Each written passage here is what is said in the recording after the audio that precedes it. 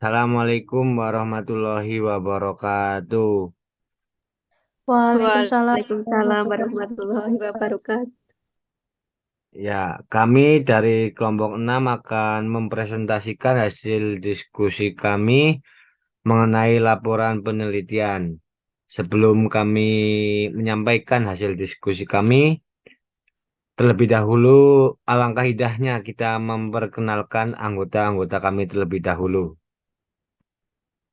Nah, di sini bisa teman-teman lihat yang pertama ada Kak Dini Hanifa dengan NPM 0087, ada Kak April Aprilia Devi dengan NPM 0109, dan saya sendiri Muhammad Abdul Rashid Ridho dengan NPM 0091, dan ada Fatma Dianita dengan NPM 0104. Nah, di sini langsung saja ke laporan penelitian. Menurut Uma Sekaran, laporan penelitian adalah dokumen tertulis yang memuat hasil penelitian yang dilakukan oleh peneliti. Laporan penelitian harus memenuhi standar tertentu dan harus disusun rapi dan sistematis.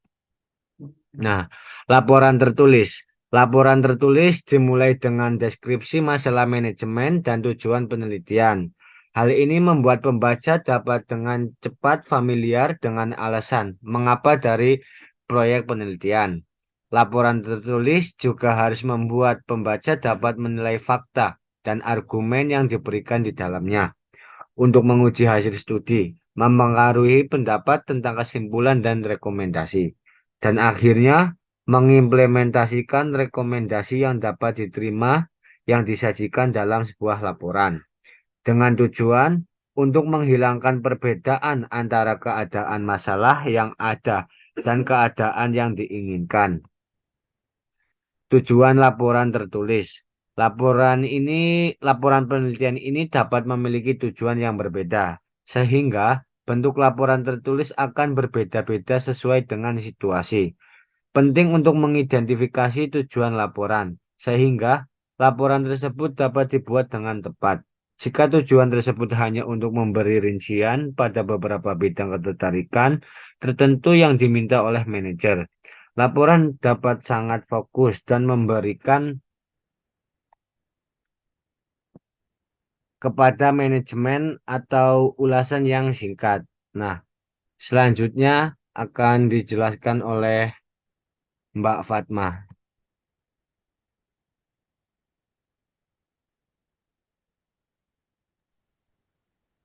Baik, saya lanjutkan yang selanjutnya yaitu audiens laporan tertulis.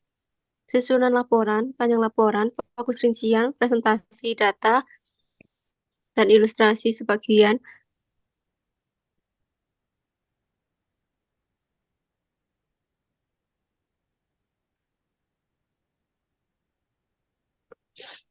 Baik, saya ulangi, audiens laporan tertulis. Susunan laporan, panjang laporan, fokus rincian, presentasi data, dan ilustrasi sebagian akan menjadi tujuan audiens di mana laporan ditujukan. Surat penyerahan laporan akan secara jelas menunjukkan kepada siapa laporan ditujukan. Ringkasan kepada para eksekutif yang sibuk biasanya kurang dari 1 halaman. Hal ini akan membantu manajer untuk memahami dengan cepat esensi studi dan temuannya, dan kemudian ke halaman yang memberikan informasi terperinci pada aspek yang menjadi perhatian khusus mereka. Ciri-ciri laporan yang ditulis dengan baik. Ciri-ciri dasarnya bersifat integral untuk semua laporan tertulis. Ciri-ciri penting dari laporan yang baik, kejelasan ringkasan, koherensi, penekanan yang tepat pada aspek penting, susunan paragraf yang berarti, transisi yang baik dari satu topik ke topik yang lain, pilihan kata yang tepat, dan kekhususan. Isi laporan penelitian. Isi laporan berisi rincian yang terkait dengan kerangka penelitian, hipotesis jika ada, desain pengambilan sampel, metode pengumpulan data, analisis data, dan hasil yang diperoleh. Bagian-bagian integral laporan penelitian. Yang pertama yaitu judul dan halaman judul. Judul membuat pembaca potensial untuk mendapatkan ide awal dari studi dan menentukan apakah mereka ingin menjadi pembaca keseluruhan. Judul yang baik juga mendapatkan perhatian dan menarik orang-orang untuk membaca laporan peneliti secara keseluruhan. Halaman judul menunjukkan informasi-informasi lebih lanjut yang relevan. Yang selanjutnya yaitu ringkasan eksekutif atau abstrak. Ringkasan eksekutif atau abstrak diletakkan pada halaman langsung setelah halaman judul. Hal ini menyediakan ulasan bagian utama dari informasi penting yang berhubungan dengan penelitian. Rumusan masalah, desain pengambilan sampel, metode pengumpulan data yang digunakan, analisis data, dan kesimpulan dan rekomendasi dengan saran untuk implementasi. Yang selanjutnya yaitu daftar isi. Daftar isi berfungsi sebagai panduan laporan penelitian. Daftar isi berisi daftar dari judul dan subjudul penting dalam laporan dengan referensi halaman. Daftar isi, figur, dan materi lainnya. Yang selanjutnya itu prakata. Gunakan untuk menyebutkan persoalan latar belakang yang diperlukan untuk memahami subjek yang secara logis tidak sesuai dengan teks.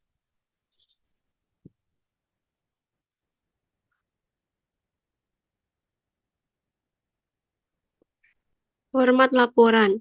Yang pertama yaitu halaman judul, 2 lembar pengiriman, 3 lembar pengesahan, 4 daftar isi, 5 ringkasan, 5.1 tujuan, 5.2 hasil, 5.3 kesimpulan, 5.4 rekomendasi, 6 isi, 6.1 pendahuluan, 6.1.1 latar belakang, 6.1.2 tujuan, 6.2 metodologi, 6.3 hasil, 6.4 keterbatasan penelitian, 6.5 kesimpulan, 7 lampiran, 7.1 format pengumpulan data, 7.2 perhitungan secara rinci, 7.3 tabel umum, 7.4 bibliografi, 7.5 bahan pendukung lainnya.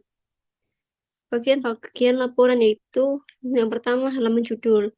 Bagian ini meliputi laporan-laporan kepada siapa laporan tersebut dibuat, dengan siapa laporan tersebut dikerjakan, dan tanggal presentasi. Judul yang dipilih harus mampu menggambarkan tujuan dari penelitian. Judul yang baik disarankan agar menarik menggambarkan isi, lokasi atau subjek penelitian, dan periode pengamatan. Gambar 6.3 menyatakan contoh halaman judul dari suatu penelitian. Yang kedua yaitu halaman pengiriman ini hanya terdapat pada laporan semi formal atau resmi dan formal saja. Tujuannya adalah untuk mengirimkan laporan kepada si penerima. Selain itu, bagian ini juga sebagai penghubung antara penulis dengan pembaca. Yang ketiga yaitu pengesahan. Bagian ini mengesahkan penelitian, siapa yang bertanggung jawab dalam penelitian tersebut, dan sumber-sumber data yang mendukung penelitian. Untuk skripsi, tesis, dan atau disertasi,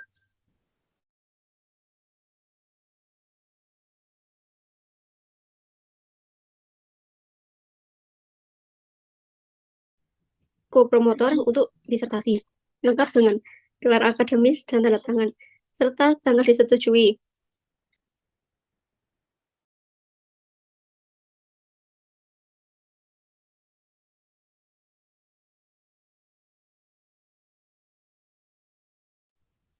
Bagian-bagian laporan. 4. Daftar isi. Bagian ini sangat penting dalam sebuah laporan penelitian. Daftar isi harus mencakup bagian dan subbagian laporan dengan diberi nomor halamannya. Bila terdapat gambar dan tabel, perlu juga dimasukkan dalam daftar gambar dan daftar tabel. 5. Ringkasan. Ringkasan menjelaskan secara jelas tentang mengapa penelitian tersebut dilakukan, masalah penelitian apa yang diteliti, apa hasilnya, dan langkah apa yang selanjutnya perlu diambil. Bagian ini sangat penting karena manajer atau para pengambil kebijakan selalu membacanya dan hanya beberapa yang sempat membaca laporan penelitian secara keseluruhan. 6. Isi. Bagian ini merupakan bagian terbesar dalam laporan yang dimulai dari pendahuluan yang berisi latar belakang mengapa penelitian tersebut perlu dilakukan dengan tujuannya. Selanjutnya dibahas tentang metodologi yang digunakan, hasilnya, dan penelitian. Bagian ini diakhiri dengan simpulan dan rekomendasi berdasarkan hasil yang diperoleh.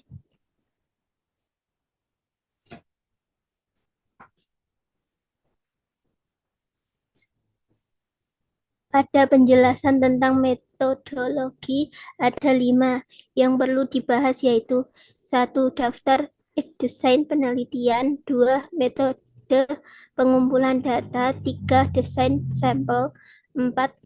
Kerja lapangan, 5. Analisis. Proses penulisan. 1. Pengorganisasian laporan. Langkah pertama dalam proses ini adalah dengan mengatur bagaimana cara bahan-bahan dan data yang telah dikumpulkan akan disajikan. 2. Tahap ini peneliti adalah membuat seluruh bagian penelitiannya menjadi satu yang saling berkaitan secara logis sehingga mudah diikuti dan dipahami oleh pembaca. 3. Organisasi laporan penelitian yang baik dapat diperoleh dengan menyusun skema laporan. Skema laporan yang pertama memiliki fungsi utama. 2. Menunjukkan urutan penyajian laporan. 3. Menunjukkan bagaimana bagian-bagian yang ada saling berkaitan. Fungsi pertama ditujukan oleh urutan pada halaman dan kedua ditujukan oleh intensitas atau indentation subbagian yang ada.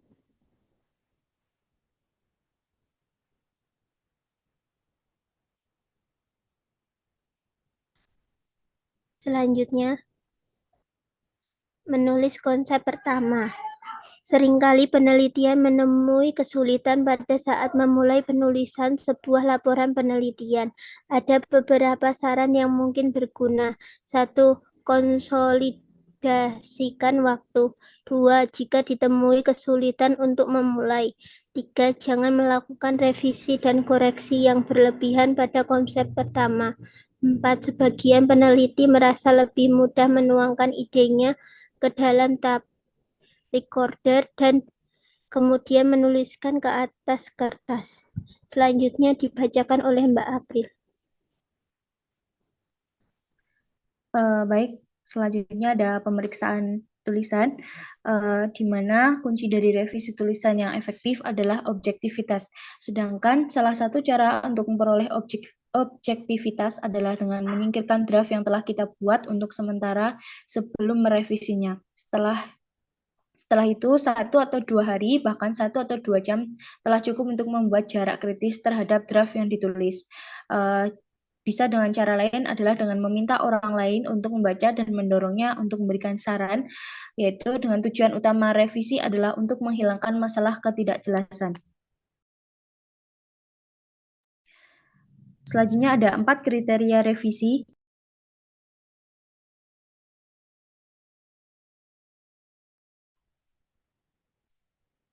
Slide sebelumnya, Mas Abduh.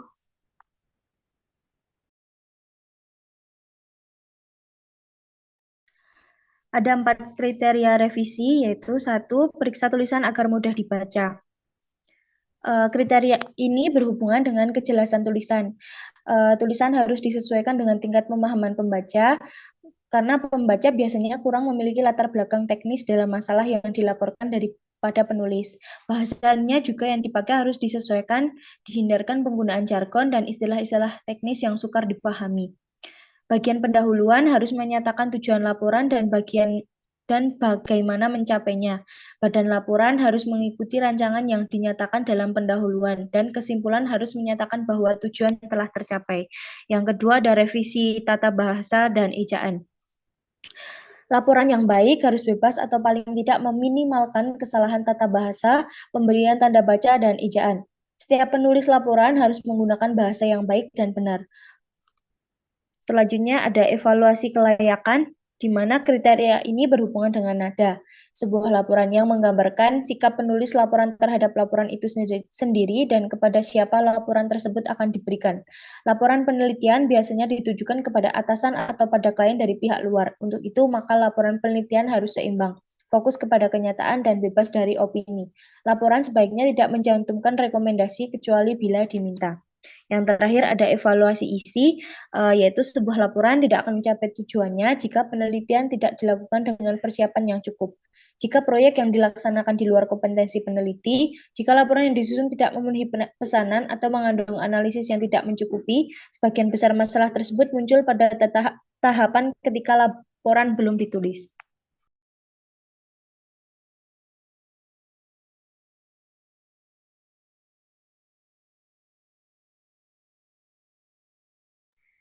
Selanjutnya ada referensi dengan sistem Harvard. Satu, mengapa perlu referensi?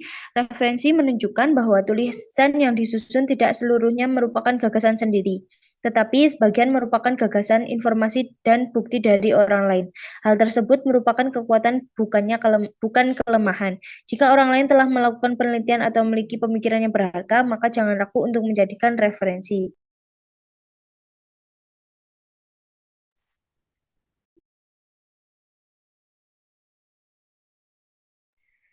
Selanjutnya ada daftar pustaka.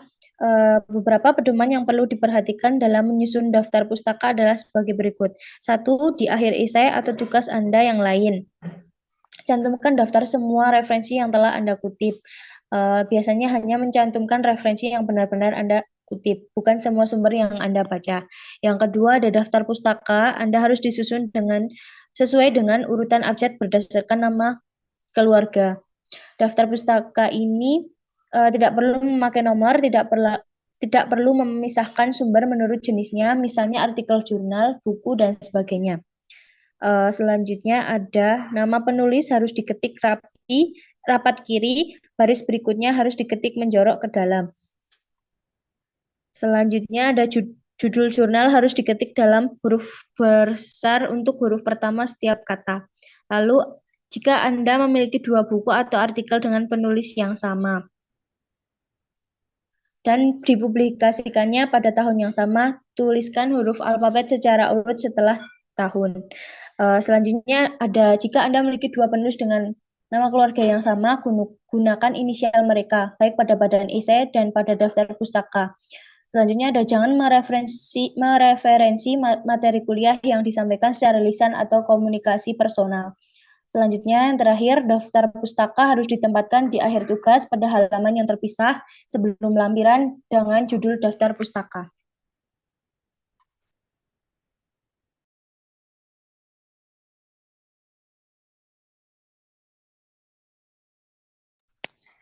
Selanjutnya ada kutipan. Kutipan adalah penulisan pengarang yang diacu dalam badan tulisan. Kutipan mencantumkan nama keluarga, penulis, dan tahun penerbitan di dalam kurung. Nomor halaman juga dicantumkan jika Anda memakai uraian dengan kata-kata sendiri yang mirip dengan pendapat orang lain atau catatan. Selanjutnya ada pedoman dasar yang perlu diperhatikan. Yang pertama, kutipan harus diletakkan di akhir kalimat di dalam tanda baca. Yang kedua, ada kutipan dapat dituliskan dengan cara contoh tersebut, Cooper, tahunnya 1999 atau dengan Cooper, 1923. Tergantung bagaimana cara mengutip dan apakah mencantumkan halaman referensi atau tidak. Selanjutnya ada kutipan harus digunakan setiap kali Anda mengutip pemikiran dan informasi berdasarkan karya penulis yang dipublikasikan. Selanjutnya ada jika terdapat 2 atau lebih penulis, gunakan penghubung di dalam kurung. Dan jika terdapat 2 atau lebih penulisan pertama kali, sebutkan semua penulis.